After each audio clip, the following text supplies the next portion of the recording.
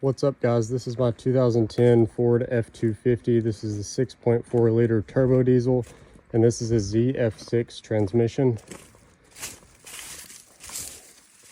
as you can see here. And so the issue that I'm having is when I push the clutch in under pretty good throttle, it will get stiff, and then it'll get stuck. And I had just replaced the slave cylinder, and I did not get the pre-bled one that comes with the master cylinder attached.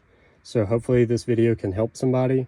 So what I've done is, of course, I put my slave cylinder in under the truck. It's really easy, but I have taken the master cylinder out because you can't bleed these things just by pumping the pedal. So what I've done here is, this is the OEM cap, and I drilled the hole just a tiny bit bigger. There's already a hole in it, but I've drilled the hole just a tiny bit bigger. And then I've used this little thing from O'Reilly's, which was 40 bucks. This is actually for brakes. And so then I took a OEM seal for this piece here, this top cap, because my top cap is different than what is shown at the auto parts store. So I cut the center out of it, and then I put it as a seal on here, and then I put one of these rubber things through it like this, through the center of it, and then I attached this right angle to that, and then to my bleeder here. And as you can see, it's holding exactly where it was when I left it, which is about 27.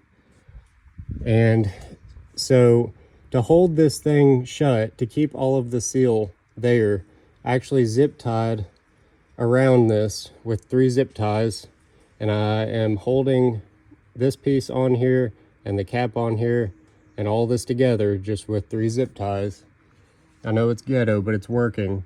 But I got a ton of air out of this thing. And there is the fluid that came out. It's fresh fluid.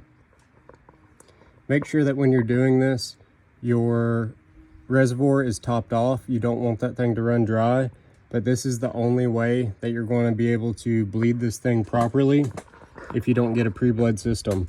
And as you can see, I removed the master cylinder from the firewall because you cannot get to it while it's in there. So you'll have to take it apart under the dash. So take it apart, get you one of those seals. It's about 10 bucks. Cut the center of it out, put it on that original cap. If yours is like mine, it may be different if you have a different style cap. But mine's the rubber cap that like snaps into place. And then go ahead and bleed your system. Hopefully you can get all the air out of it. And I would do it at least 3 or 4 times before you put all that stuff back together. And then you should have a working clutch again. Thanks for watching. Hope this helped.